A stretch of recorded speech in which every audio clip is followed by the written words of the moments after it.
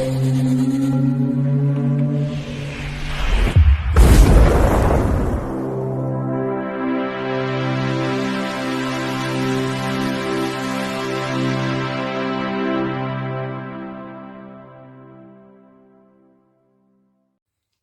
Bayek, it's me, Ian.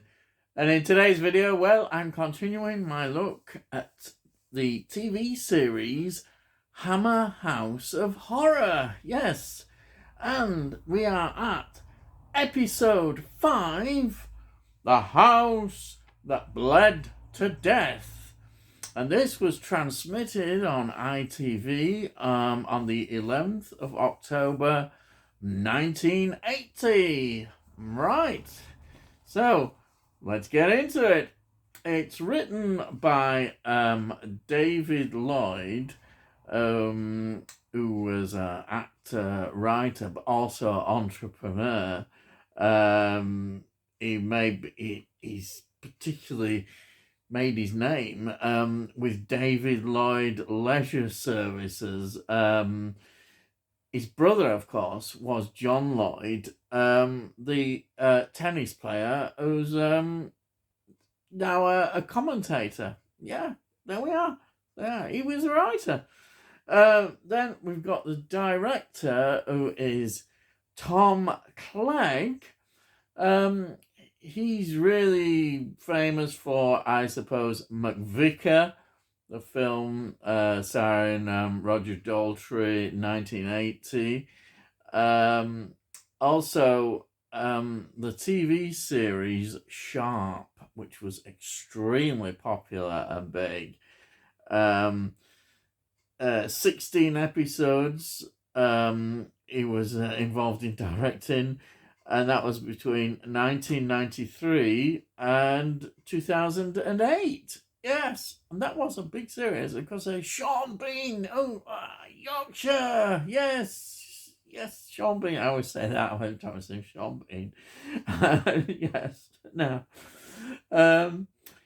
let's get into the cast. The cast, we've got, again, a good strong cast. Nicholas Ball, he plays William. Nicholas Ball, now a film that I just have to talk about always, but it just pops up. Here he is.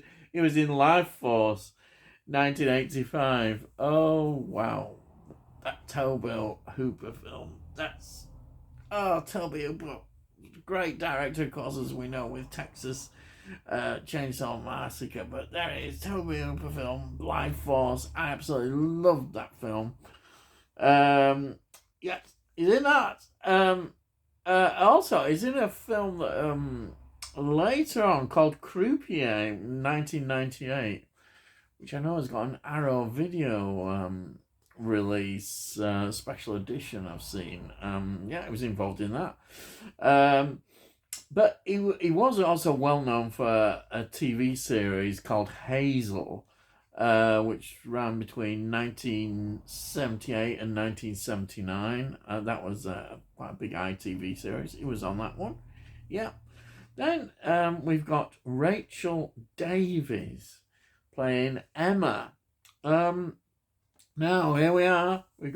She was in Doctor Who, State of Decay, 1980, which is season 18, 4th Doctor story. Yes, great. I love a Doctor Who connection, don't we? She was also quite well known in Band of Gold, which ran between 1995 and 1996. 1995, 1996. She was 10 episodes involvement in that. That was quite a groundbreaking series. And it was about prostitutes, as I remember.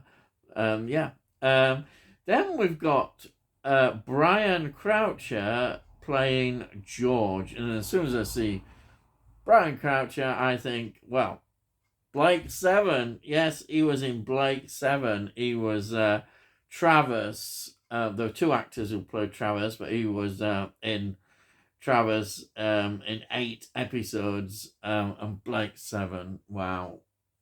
Absolutely loved that series. And of course, as you might expect, there's a Doctor Who link, and he happens to be in one of my all-time favourite Doctor Who stories, which is The Robots of Death. Yes, he was in season 14, the Fourth Doctor.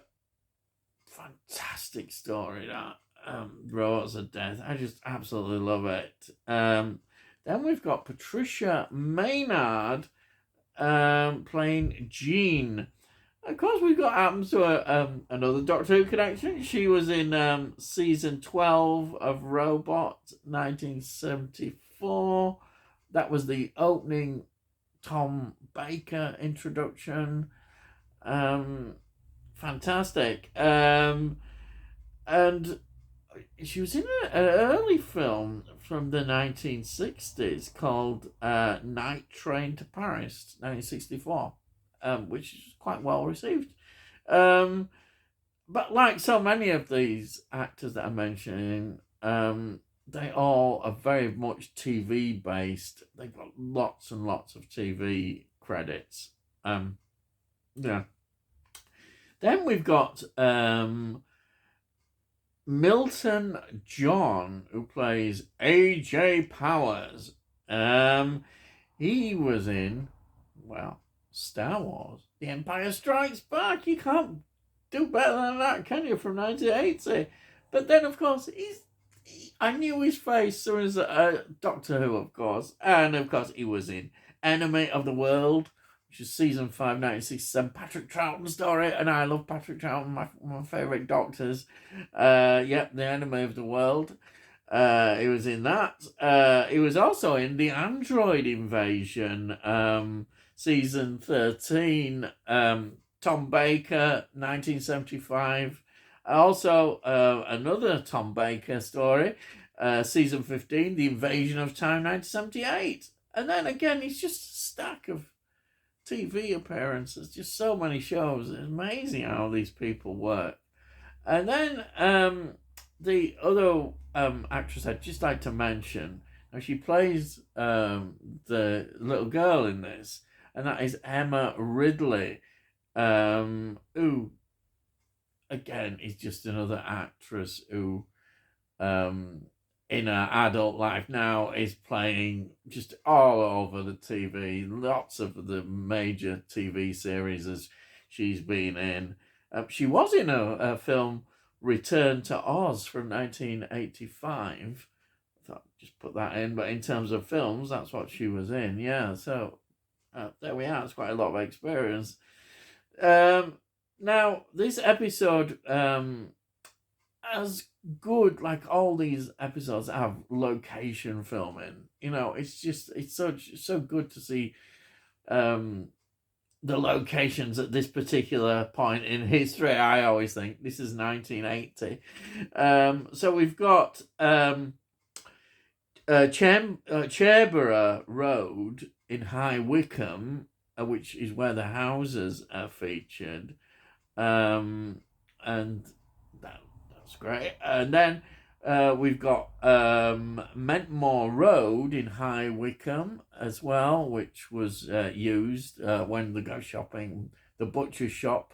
Yes. And then they also did a film of a very large sort of house, which was supposed to be in LA, but it was in Loudwater, Buckinghamshire. Bit of a change there. So that, as I say, the location is great. Always is on these. That's what another I love about these. So what is this about? Well, it starts when we see a couple in a kitchen and a brutal murder takes place there. It's there. And then we move forward in time and we meet William and Emma, who are buying the house where this murder occurred. And they've also got a young daughter, Sophia, and they move in and they make friends as well with their neighbours, Jean and George.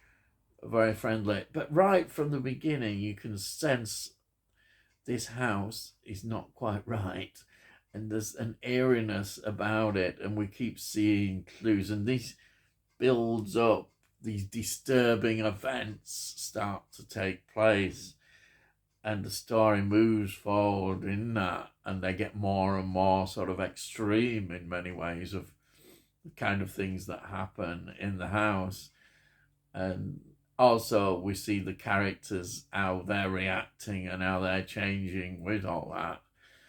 And then we have this, the estate agent is interesting. AJ Powers, because he keeps popping up and you're thinking, why is he involved in all this? I don't know. But anyhow, that all becomes very clear. I'm not going to give any more away because it would spoil the story.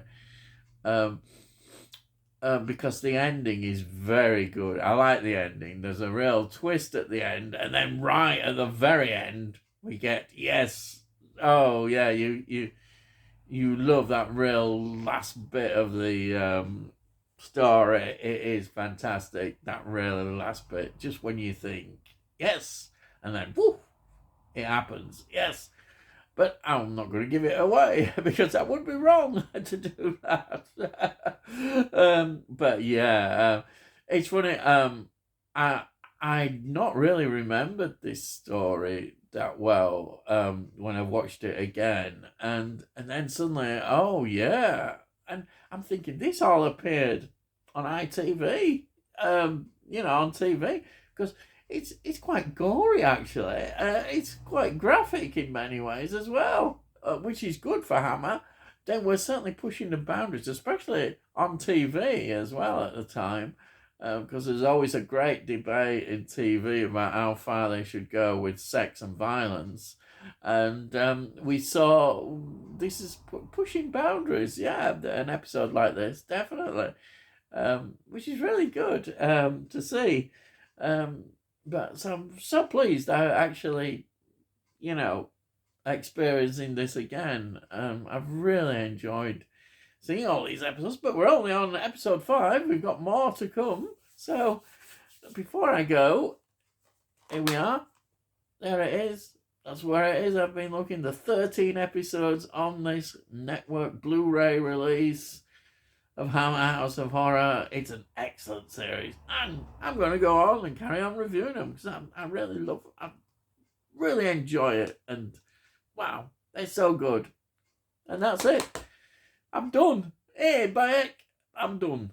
So if you're new to the channel, please subscribe, and then have a look at the playlists and see what I've done on the channel, and hopefully you might enjoy some more of what I've done. Also, if you like this video, please give it a like. It puts it out onto YouTube, and hopefully more people then might enjoy it and get into algorithms and all that business. And if you've got any comments, I love to read your comments. Please put your comments down. Oh, it's great. And I say, all this costs note. So nowadays you can't say fairer than that, can they? Hey, bye, you can't. So that's it then. So all I gotta say is, I'll see thee again.